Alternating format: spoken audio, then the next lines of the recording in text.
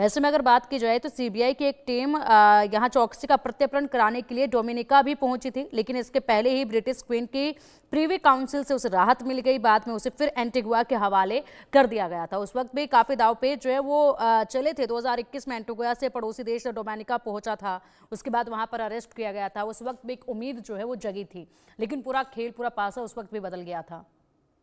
बिल्कुल पासा बदल गया था, क्योंकि देखिए सबसे बड़ी चीज यह है कि हमारी एजेंसी अगर किसी दूसरे के देश में कुछ एक्टिविटी करती है तो वो उस देश की कानूनी प्रक्रिया के अनुसार ही करती है। हम्म। अगर आप याद करिए जून 2021 में तो जो हम्म। डोमिनिका की हाईकोर्ट थी, उसको जो डोमिनिका हाईकोर्ट ने खराब सेहत के आधार पर चौकसी को जमानत दिया था हम्म। और उसको इलाज करवाने के लिए एंटीगुआ जाने की इजाजत दी थी। तो उस समय जो एक्सट्रेडिशन का भारत का प्रयास रहा था, प्रत्यर्पण का प्रयास, वो विफल रहा था।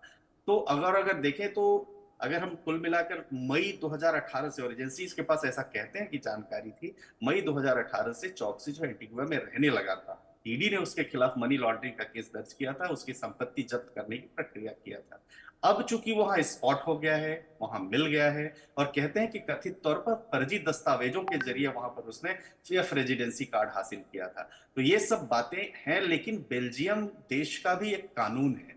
हम्म। उस कानूनी व्यवस्था के तहत ही हमारी सरकार को और हमारी एजेंसीज को उस प्रक्रिया का पालन करना पड़ेगा। आपको याद हो, अगर हम तहव्वुर राणा के केस में देखें तो पहले जब मुकदमा चला था तो फर्स्ट जो कोर्ट थी यूएस की, उसने भारत के जो सबूत दिए गए थे 26/11 में तहव्वुर राणा के खिलाफ, उसको नाकाफी माना था। तो उसको भारत के केस में आरोप मुक्त कर दिया गया था। लेकिन हमारी एजेंसीज ने लगातार तमाम अपीलेट कोर्ट में जाते हुए प्रक्रिया को चालू रखा था, और वहां के जब टॉप कोर्ट ने माना, आखिरी जो उसकी दलील थी तहव्वुर राणा की वो खत्म हुई, तो फिर एक्सट्रेडिशन पर सरकार ने प्रक्रिया शुरू की। और इसके बाद एक बात ये भी है कि किसी भी परिस्थिति में सब आखिरी कोर्ट तक आप पहुंच भी जाते हैं तो फाइनली कुछ डिप्लोमेसी का या कोई और जो बातें वो बहाना देकर वहां की सरकार भी रोक सकती है, वो भी अनकोटेड नॉर्म्स होते हैं। लेकिन अब यह है कि इस समय की भारत की स्थिति मजबूत है, तो मुझे लगता है कि वो जल्दी ही यहाँ आएगा और यहाँ न्यायिक प्रक्रिया फेस करेगा। हम्म।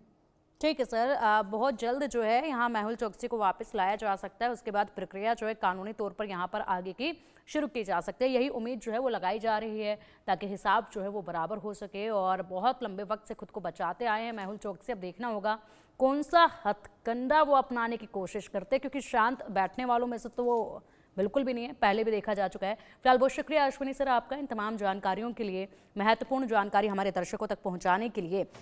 तो मेहुल चोकसी जिसकी वापसी के लिए लगातार सिलसिला जो है वो जारी है, और ऐसे में अब देखना ये है कि